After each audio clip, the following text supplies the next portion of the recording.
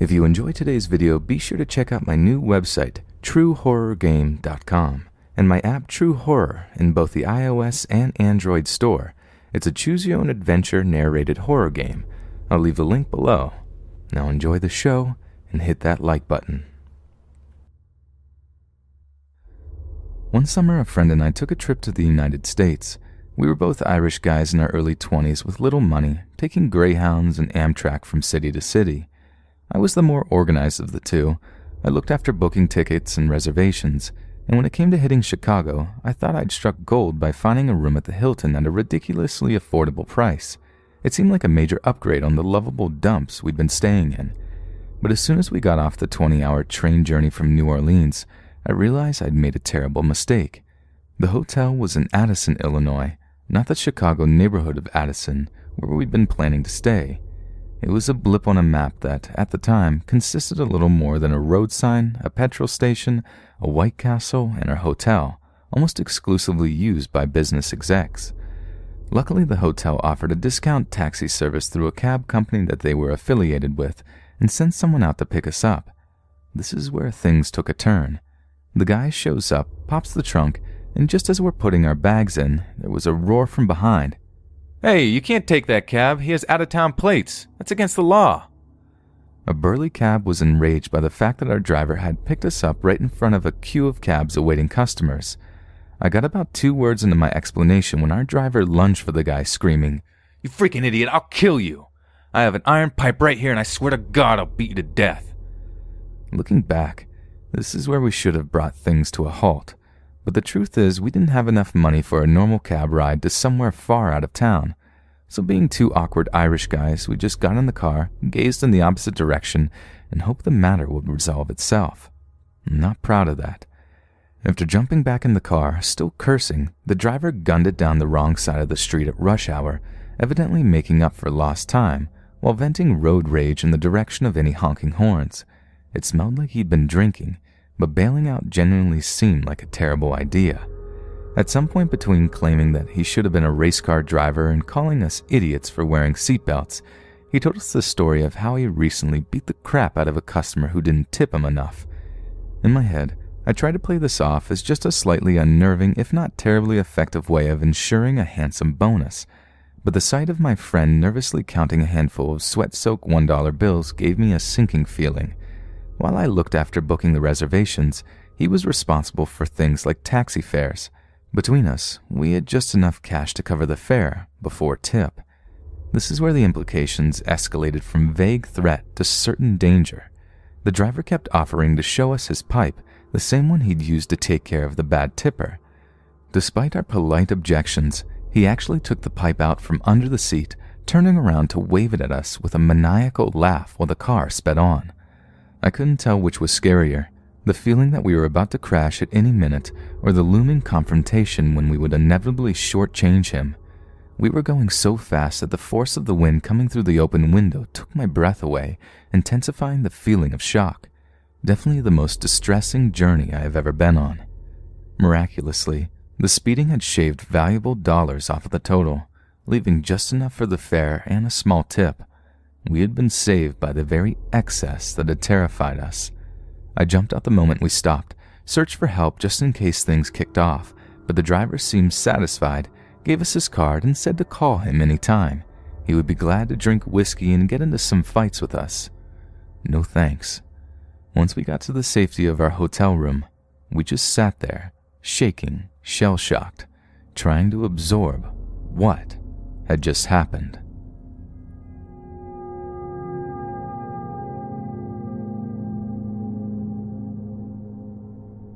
A little bit of background.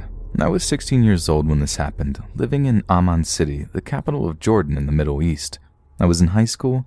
I used to weigh about 85 kilograms and was about 192 centimeters tall, and I was a calm but intimidating person if I wanted to be, but never really messed with anyone unless I was provoked to. I just got off of school and decided I wanted to go downtown because I was bored and didn't want to stay at home, and I wanted to get some DVDs and games to enjoy later. So I decided to take the bus as I wanted to save money, but I had to take a taxi to the bus stop, which was about less than 10 minutes by car.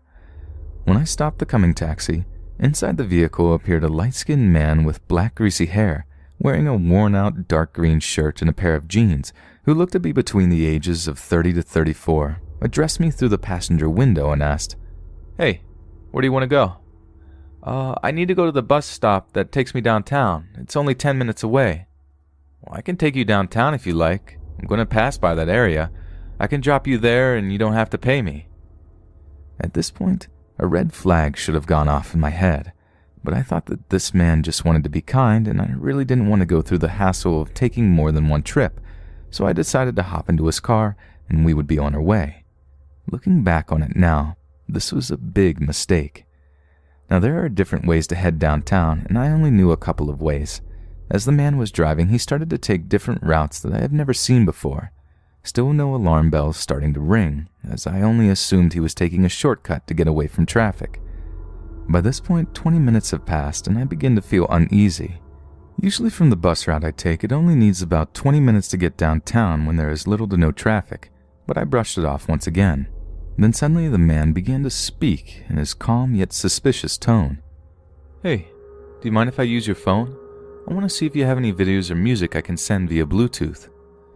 I found this to be a strange request, but seeing as the man was giving me a free ride, and the fact that I didn't have anything private in my phone, I handed it to him as I didn't want to be impolite and was just trying to break the awkward atmosphere. He played with the phone a little bit, but then proceeded to put my phone with his under the empty space of the driver's door handle. Doubt began circling my mind, and I felt vulnerable without my phone. Yet despite all of this, I silenced my doubts and stared to the window outside. The feeling of dread and uneasiness only grew more as I was not able to make out where we were exactly anymore, as the man kept driving. I only started to see empty road with only desert on both right and left sides, with only a couple of old, worn-out, rusty shipping containers. It is getting darker at this point, and this is where things get even creepier. The man proceeds to pick up his phone and begins to speak to someone on the other end of the line, shouting the following with an angry voice. "I'm coming to mess you up, bro. You better prepare yourself as I'm coming to beat you up, you piece of crap."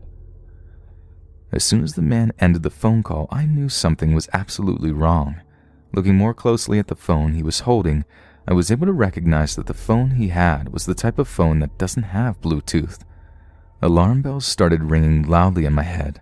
The whole call came out of nowhere, and I could feel a dread, and the fear was absolutely real. I asked him for my phone, growing nervous and impatient with each word escaping my mouth. He looked at me with a strange and annoyed look and said, "I just wanted to see what you got on your phone."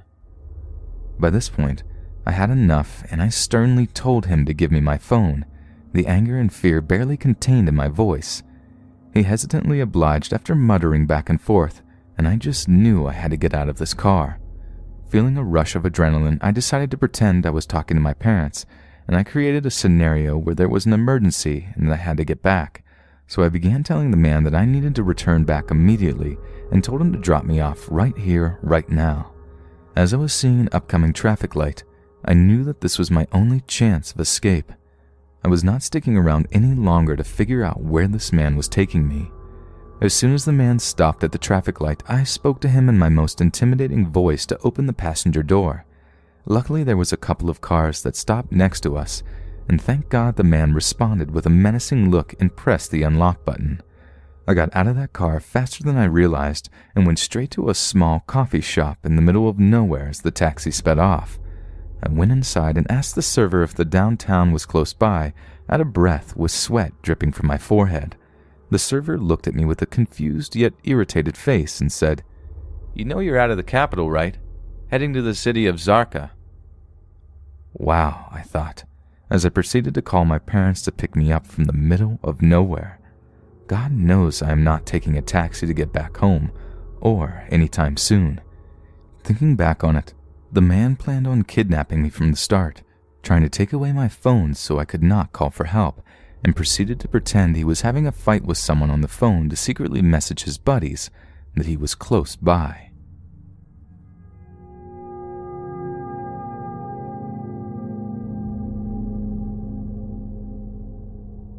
For the past couple of days after reading some stories, I remembered something that happened to me back when I was 19 years old. When I was 19, I was working at an Italian restaurant which was a 10 to 15 minute walk from my house. Usually I'd walk there, but if I was running late, I'd call a cab. On one particular day, I called a cab company and this man picked me up. He was a short, balding, 50-something-year-old. He made conversation and we spoke for a bit while he drove me to work, which took no more than 5 minutes. He charged me a reduced fee and gave me his card, and told me that if I ever needed a ride to or from work, to just call his phone and he'll get me. Over the next 2 to 3 months, I'd call him and he'd pick me up to take me to and from work. Sometimes my mother would even call and use his services because I told her he was very nice and charged a lot less than a regular cab. But of course nothing can ever be nice and innocent. The next few times he'd pick me up, he'd tell me how beautiful I was and that he wishes he had a wife like me, blah blah. I just did that, fake laugh anytime he'd say it, and I didn't think anything more of it. Before we get to the next part, I know that I was incredibly stupid for allowing this to happen, and I've learned my lesson. But one night at around 6 to 7 p.m., he picked me up from work and said he was hungry and that we should go out to dinner. I told him no, it's okay, I'd rather just go home. Instead, he gets right on the highway the opposite way to my house, saying that we're going out to dinner. I'm internally freaking out. I text my friend and let her know what's going on. I did not want to text my mom because I irrationally assumed she'd be angry at me for some reason. He pulls up to a Thai restaurant that's in a little strip mall area, and I'm like, okay, maybe his intentions aren't bad. It's okay, so I actually go and have dinner with him. Yes, I know that was stupid. After dinner, he hands me $100 and tells me to go buy something nice, while he buys a button-down at some Banana Republic store. At this point, I'm just like, what? When it comes back out, I hand him his money back and demand he take me back home, and he obliges. It's a really awkward ride because all he's talking about is how pretty he thinks I am and how he really wants a kiss from me, how he envisions a woman like me being his wife. As he pulls up to my house, he asks if my parents are home. All the lights were off, but I said yes immediately, and he seemed to buy it. Not before asking me for a kiss, though. I said no thanks, and he tries to pull my face into his, and I pushed him off and ran into my house. I never told my mom about this, but I did call the cab company and spoke to a manager, who my mom happened to be friends with and made promise not to tell her, who told me that this wasn't the first time that something like this had happened and that he would be taking care of it. I got calls from this man a couple of times after this incident, but they stopped after I changed my number. Luckily, nothing more severe happened, but that was creepy enough for me, and I know I should have demanded for him to take me home as soon as he hopped on the highway.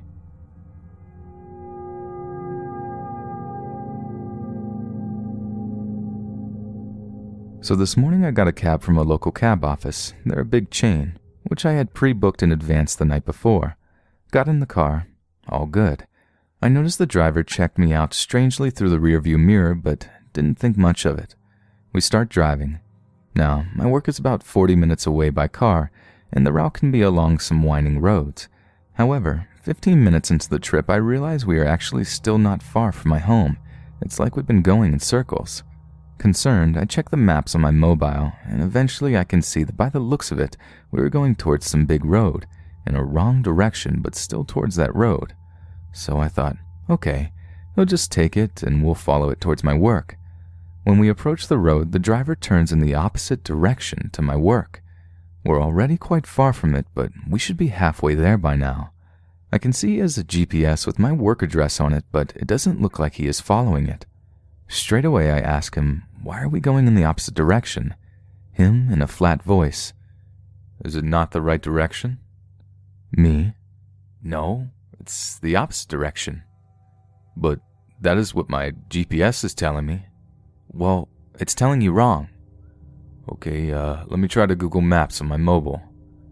Fiddles with the mobile but stops halfway and is not doing anything, and carries on driving. So what's happening now? Here I don't really remember what he replied with, but I was starting to feel a bit faint. I mean, can you just stop the car and check the directions? Him, looking in the rearview mirror. Yeah, I will. He does not stop and carries on driving. Me feeling like I'm in a really, really bad dream, I begin to shout for him to stop the car. He stopped the car, and as I was getting out of it, he didn't utter a word. I jumped out in the middle of the road and in the middle of nowhere. Granted, it wasn't the middle of the night, but still I was so shaken that I just walked for a while, and it took me about 10 minutes to remember about things like Citymapper and Uber. That Uber driver wasn't very nice either, as in my state of derealization I still feel like it was a bad dream and something bad would happen again. I couldn't stop looking at the maps as we were moving. Now I wondered to myself, was I unreasonable? Was the cab driver probably a freak who doesn't know how to drive in London and how to communicate with people? If so, whatever. It shook me badly enough to consider this a traumatizing experience. But what do you guys think?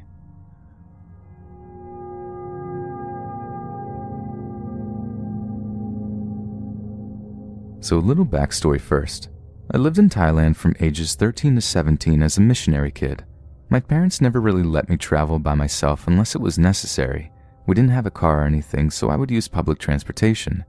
Being a young blonde white girl in Bangkok, Thailand, where human trafficking is very prominent, I usually wasn't traveling by myself anyways. On this particular occasion, I was out at a mall with some friends and was going to go home. It was around dusk, so I was going to take a taxi. I've taken taxis before and haven't had any weird experiences until this time. When I get in, the guy was asking me questions like where I'm from and what do your parents do. They usually ask these sorts of things because I speak the language a bit and they're curious like anyone else would be. But this guy starts asking me very personal questions like how old I am, do I have a boyfriend, and are your parents home? I immediately start to become uncomfortable. I give him a false name and age and say that my parents were home. This is not where it stops. He continues to ask questions, now smiling creepily at me in the rearview mirror. I start to ignore him and just look out the window. After a minute of silence, he starts to hum, not just humming to himself, but staring at me from the mirror. I wait a couple of minutes and have my phone in my hand ready to call someone if he makes a different turn. I knew most of the paths to my house, so I would know if he was taking a wrong turn. I also start memorizing his taxi number, color, and what his face looked like. He eventually starts full-on singing to me a slow song that I could not understand. I finally call my parents and just say to stay on the phone with me. The guy realizes I'm on the phone and stops immediately and doesn't look at me for the rest of the trip. I told him to drop me off a block away from my house just so he wouldn't know where I lived. I've never gotten out of a taxi so fast. I realized he could have been harmless and not intending to be creepy with his singing to me, but it was weird and I wasn't going to take any chances.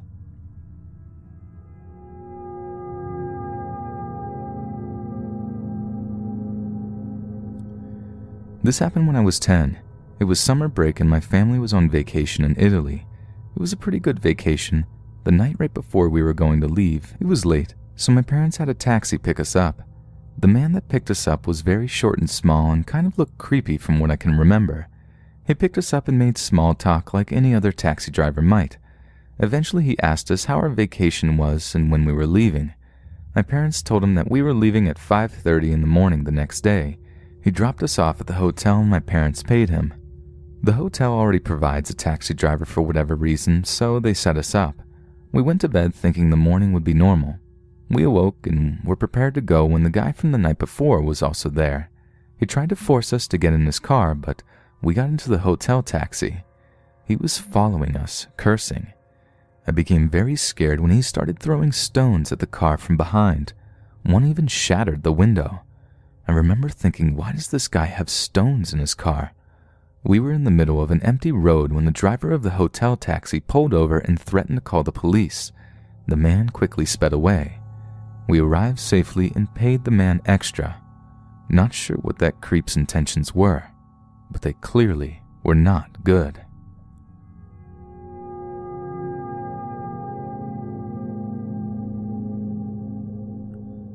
I had a brilliant childhood at my grandparents' house. They had a large stately home in the English countryside. They owned around 80 acres of lush greenland, which included an old timber yard at the back of the house that was rented out to various tenants for various different reasons. I'd spend hours running around, exploring and visiting the chickens and horses at the back of the timber yard, accompanied by my beautiful, natured, now past grandfather. One day I was keenly steaming ahead of my younger brother and granddad, who weren't far behind, to get to the horse's pen. I was approached by this taxi driver guy who I'd seen conversing with my granddad a fair few times along with the bloke who owned the animals in my granddad's land. I vaguely remember some questioning regarding who I was with, where I was going, etc. At this point, I remember him asking whether I would like to come down to the farm and field with him to see the horses, not the horses on my granddad's land. I sat in the front seat of his taxi after stupidly accepting. Naive 7-year-old me wanted to see the animals. He began to drive away, and I remember seeing my grandfather literally sprinting towards the car. He opened the door, unbuckled me, and whisked me out with his massive hands and arms. My memory is patchy and vague from this point on. My dad had since told me that himself, my uncle, and my grandfather had it out with the taxi man big time for almost stealing me away. This is the same taxi man who was very friendly with this dodgy, suspected sex offender in our area. This guy always has different young boys in his car, and I was always told to stay away from him as something just isn't right. I'm 21 years old now, and this memory makes my skin crawl. I'd hate to think what could have happened.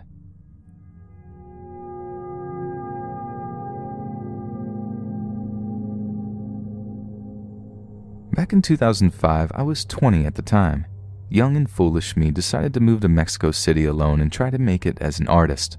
So as many of you know, between 2005 and 2009, crime really escalated in my country, especially those that were drug-related, as well as kidnappings and muggings. I took a job at a call center to pay for my expenses while I studied. I was breaking even, but the hours were flexible, which allowed me to study part-time, and I was usually leaving downtown where I worked at around 10 to 11 p.m. most days. One night I was extremely tired and decided to board the first taxi I saw. Yeah, my bad. It seemed official enough, and after checking it out a bit, I decided to get in. But once I was in it, something just seemed off. You know how sometimes you just feel this weird sensation in your stomach telling you that there is something not quite right, but you can't figure out what it is? I felt that, but unfortunately I didn't get out. Not 10 minutes had passed when the driver started slowly down and came to a complete stop in the middle of a dark road without saying anything. I was sitting almost in the middle of the back seat when I heard the right side doors of the car open. 2 men boarded, one in the front and one in the back, pushing me to the side until I was exactly behind the driver. Time seemed to stand still for a minute that felt like forever, and even though life didn't flash before my eyes in a traditional sense, I could only think of my parents, and I wondered if this was the way I was going to die. And then the man next to me spoke. "Keep your eyes closed. We are not robbers or kidnappers."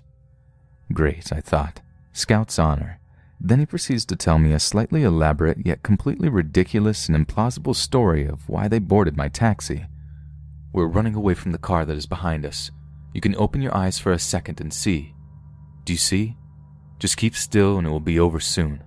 We're not bad people. We will drop you near where you live. We just need help."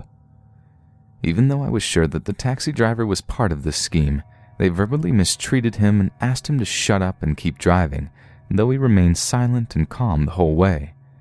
The guy next to me then just hilariously contradicts himself when he started searching my backpack. He also did a body search and checked my pockets, took out my wallet and called me by name. I never knew I could hate the sound of my name that much. The guy kept searching, so I raised my hands to show him that I didn't have anything else. The guy in the front seat was a different story. He sounded incredibly jumpy and agitated, maybe on drugs. I wasn't crying, screaming, or making any noise.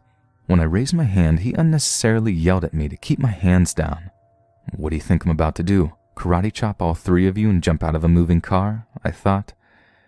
The guy next to me sensed the tension and exclaimed, "So, just try to remain calm.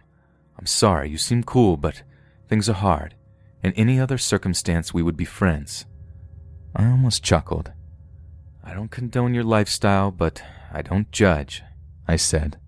But as he was keeping my belongings, which included my old LG cell phone, I couldn't help but think of the irony of how he, my new best buddy, just couldn't ask for my number as he was stealing my phone.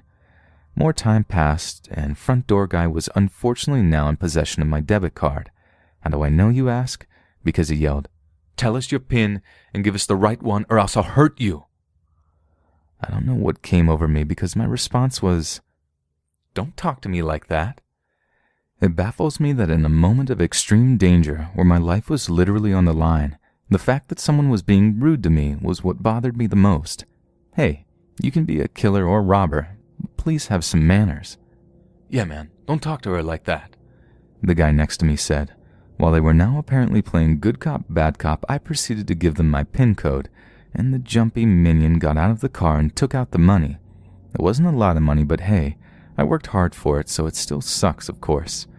Typically in express kidnapping cases, they drive you around for hours until it's midnight and time to get the rest of the money on your debit or credit card. I didn't have much to begin with, so thankfully they seemed to be ready to drop me off. I knew at that point that they weren't going to kindly let me go near my place, which I feared for a second since they did have my wallet, but the human diapers actually dropped me on the opposite side almost 2 hours away. They gave me back my empty backpack, opened the door, and told me to slowly walk without turning around. And I just kept walking until I knew the car was far away, when I finally felt safe, and then I sat on the floor of a dark park and started crying, mostly because I was relieved. The next part was trying to get back to my apartment without any money, cards, or a cell phone. The only thing I could think of was to jump in front of a police car in the middle of a busy avenue. I wasn't exactly thinking straight at that moment, and they did stop, and one of them seemed aloof and fed up, like, oh, another girl that was robbed, hooray. Thankfully, the second police officer offered to switch to his personal car and drive me back to my apartment. As I was clearly in shock, he kept trying to make polite conversation about my hometown and what I did for a living. He even offered me some money, but I declined. I was truly thankful for what he did, and I regret not asking for his number so I could contact him afterward, bake him some cookies, I don't know. I just really hope he continues to have the amazing life he deserves. So total time kidnapped, about 3 to 4 hours, but it felt like so much more. I decided to move to a new city afterward, and my new city became extremely violent thanks to the drug war in 2007. But hey, even if I saw a couple of hangings and blood on the streets, I finished college without being kidnapped again, so I'll call that a win.